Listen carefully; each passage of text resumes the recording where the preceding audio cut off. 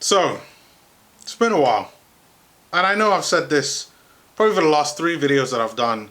Bearing in mind that the last video I'd done was about 18 days ago. So almost 3 weeks. And I know what you must be thinking. What happened? Like, what's going on? So I'll tell you. This is what has been going on. And it all comes back to Arsenal. Now, like many of you, I am an Arsenal fan. And I've had to put up with their bullshit. And just complete and utter frustration. Not just with the players on the pitch, but also to do with the manager. Now, I have to admit, Arsenal's performance over the past 3 weeks for me has been so up and down to the point where it just drains all of the energy out of you. Like, it really has. And I don't know how a lot of other content creators are doing it, because for me, I needed a break. I mean, a lot of you will know that I'm frequently on one-on-one Arsenal with Apollo and the rest of the crew. And I think it's one of the people that says, I think it's Cool K, that says that that I have Arsenal PTSD. And in a way, I kind of have. I have just... I've been so annoyed, so frustrated, to the point where I've just almost been like... Fuck it. So you think about what's happened since the last time I did a video. We beat Sheffield United. We played in a game against Villarreal in the first leg, whereby we played with a false 9. Then we play a second leg against Villarreal, whereby we don't show up. Tells you everything you need to know. And then this past weekend we play a game against West Brom, a relegation, side trying to save themselves, and we win. Which, fine, we win. But let's be really honest. Who cares? Who cares if Arsenal beat West Brom? Who cares if Sam Allardyce is absolutely suffering and crying his eyes out, and that his beloved West Brom have just been eliminated by the mighty Arsenal? Because it really doesn't matter if you're an Arsenal fan. Because you know why? Because the season's over. Unfortunately, the season is over, and everything to look forward to for Arsenal has virtually almost gone down the drain. And I say this because that's how I generally feel.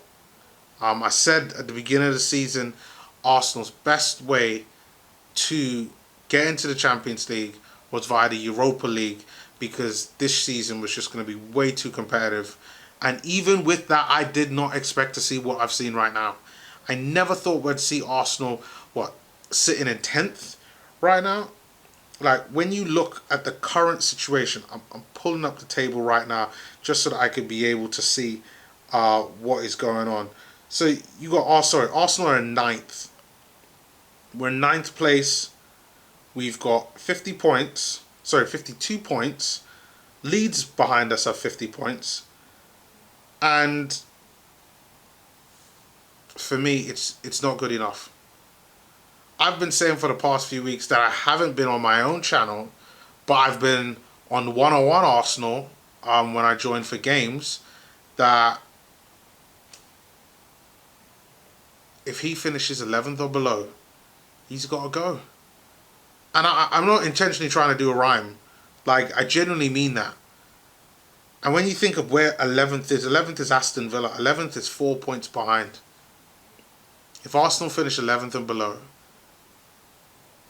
and have also been knocked out in the Europa League, this season was just going to be dreadful. Absolutely dreadful. And as an Arsenal fan, to have next season, to really think about how there's not going to be any European football. Like, I don't know what it's like to be like that, whereby you go a whole season and you just have to deal with the Premier League and a few games in the Carling Cup, a few games in the FA Cup here or there. You know, maybe 3 or 4 between the two competitions, depending on how far you go. And in the Premier League, like, now we're just like every other club in the league, apart from, what, the top 7?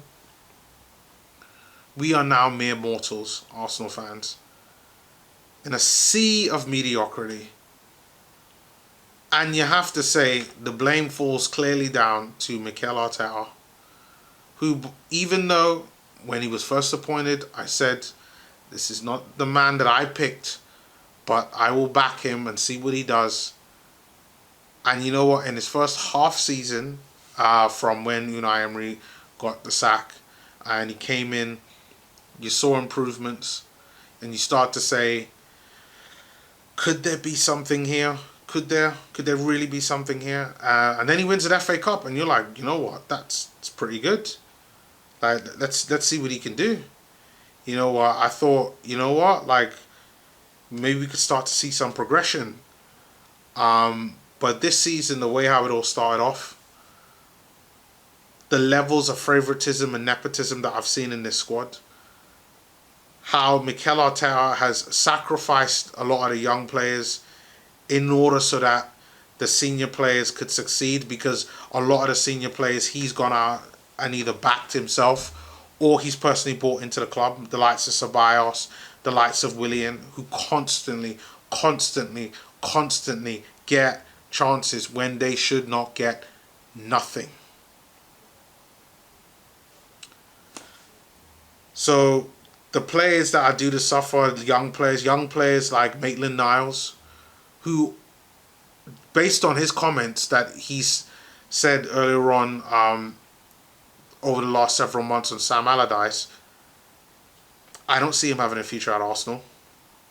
You got Lucas Torreira, who's sent out on loan, and his loan has been a little hot and cold, so you could say probably the only one. He's probably the only one out of the bunch that you would say deserve to go out on loan with Atletico Madrid. He's had a hot and cold time, and he wants to leave. He's already come out and said he wants to go to Boca Juniors. And if, you know, the stories are correct, he's probably going to leave in the summer. That's if we could get him sold, because by him coming out and saying that, his value has absolutely dropped. And if he doesn't go to Boca, then his dad's already talking about how he wants to go back to Italy or France. I mean, the message is clear with Lucas Torreira. He wants out of Arsenal, and at the very least out of England. Matteo Guendouzi goes out on loan. Pretty good loan so far. I know he's had some disciplinary issues and dealing with not getting along with certain players and manager issues as well. But he's having a good loan. William Saliba, fantastic loan. Getting player of the month there in France, in Liga, has shown Mikel Arteta what was he doing. You realise that William Saliba still has not even made a debut at Arsenal. Not a debut. He's played pre-season. If you watch the pre-season game at the beginning of the season, but he has not.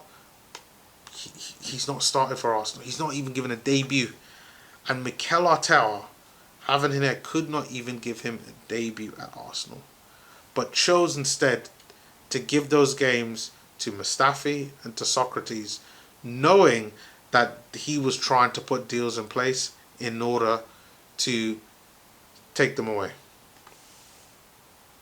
And I think, honestly, if you let Mikel Arteta do it, I honestly think Mustafi would have stayed. Because Mustafi, from what I understand, at least all the rumours that were going around earlier on in the season, was that Arsenal had offered him a deal and he turned it down. That's Mustafi. Mustafi turns us down. And the club and/or Arteta wanted him to stay. Shows you where their mind is at. Again, these are all the things that keep bubbling up in my mind when it comes to Arsenal. And then you have another loan player in Joe Willock. Now, when I first saw Joe Willock under Arsene Wenger, my first words was, and this is when he was at 17. He's not ready yet. He's not ready yet for Arsenal. But I also said the same thing about Kieran Gibbs when I first saw him, and he eventually developed to be a decent Premier League player. And then with Joe Willock, Wenger goes, Emery decides to give him a chance. And in his first season, he was the highest scoring central midfield player that we had. Scored more goals than Ozil, scored more goals than Xhaka. And you thought, fine, Willock, he might not be good enough to start, but he should be good enough to come up off the bench every now and again, provide support, give something different, a goal-scoring threat. You know, scored great goal. The goal he scored against Liverpool constantly being shown. Massive goal by Joe Willock. What, 30 yards out? If you haven't seen it, go check it out on YouTube as well. So that's the first time you see Joe Willock. And then in Emery's second season, the season he got the sack, Joe Willock was playing here and there, but you know, not that much. Coming up off the bench, that type of games, and playing a lot in the Europa League. But then when Mikel Arteta takes charge, doesn't really play him. On the bench a lot of times not even getting on the pitch. And then you get to, of course, this season, and a lot of the times he's not even on the bench. Not getting games. And you have to think, like, why was that? Why wasn't he getting games? And, you know, I was watching Charles Watts earlier on today, and he was talking about Joe Willock on his channel, talking about how it really doesn't look like Arsenal Football Club rated Joe Willock. Why it might even be a good thing to sell Joe Willock. And it was one of my inspirations for this video here today, because I couldn't believe what he was talking about. Now, he's an Arsenal fan, and, you know, he can have his say, whether I agree with it or not, he can have his say. But when you see what Joe Willock has been doing, particularly, to be honest, for the whole season, when you include all of his games, for the first half of the season and for the second half of the season, on what he's been doing with Newcastle, and you have to say, what was this club thinking about doing? Joe Willock, even before he went out on loan, Joe Willock had scored 4 goals for Arsenal in the Europa League. Had hardly played in the Champions League. Hardly played in the Premier League, but had played a lot in the Europa League. And had done really well in the Europa League. He was one of the Europa League's best midfielders in terms of goal scorers until we started getting into after the group stage.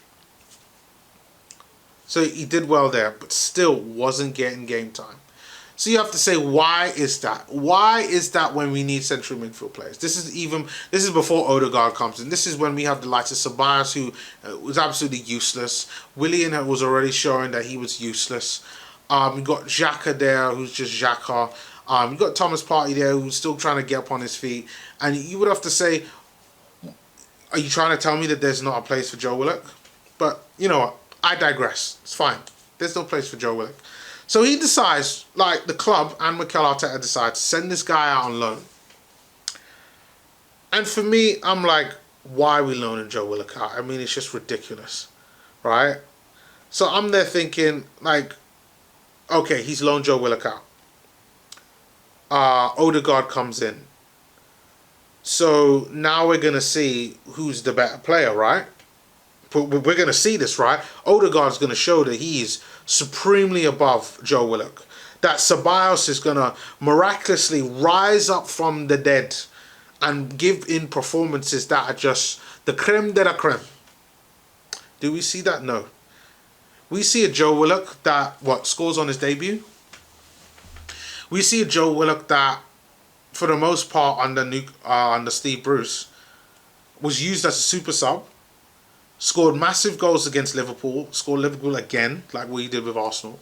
Scored massive goals against Spurs. And you have to see some of the reaction videos for that. Like the one that Expressions did in regards to Joe Willock. Brilliant. So funny. So funny when he realises that it's Joe Willock. So funny. And then just big moments whereby he saved Newcastle from relegation this season. He saved Newcastle from being in a relegation fight, to whereby he's shown real value. But still, you still have Arsenal fans saying that they would get rid of Joe Willock, saying this is the best time to sell.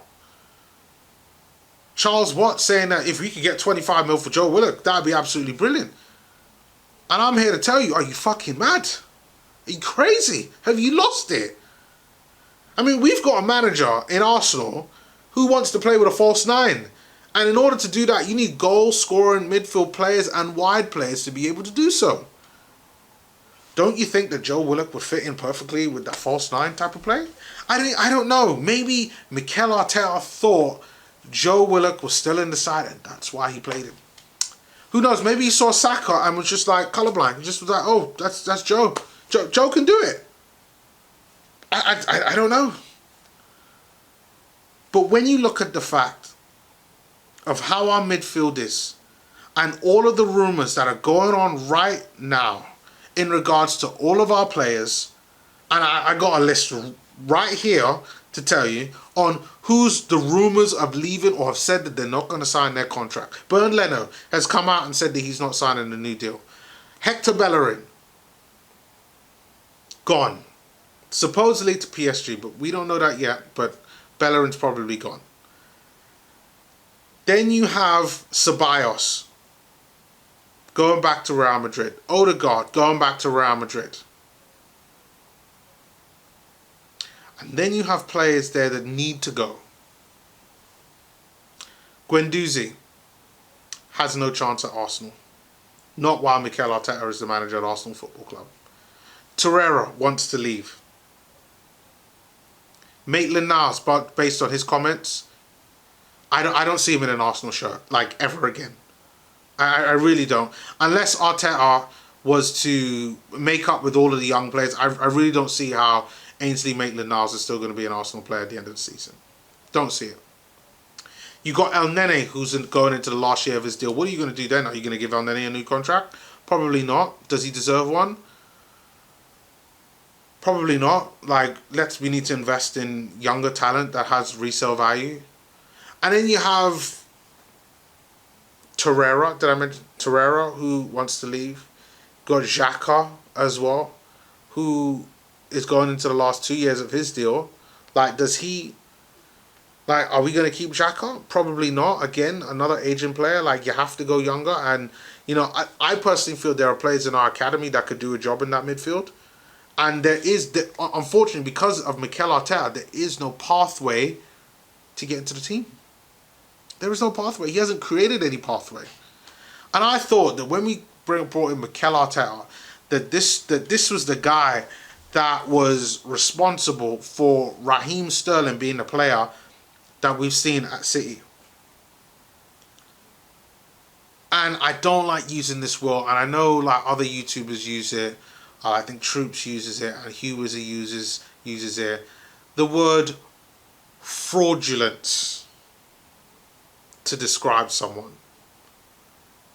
But I honestly believe watching Mikel Arteta and everything that I thought that he was going to bring to Arsenal, to these young players, like starting to rebuild, have a bedrock, a foundation to build this new Arsenal off of.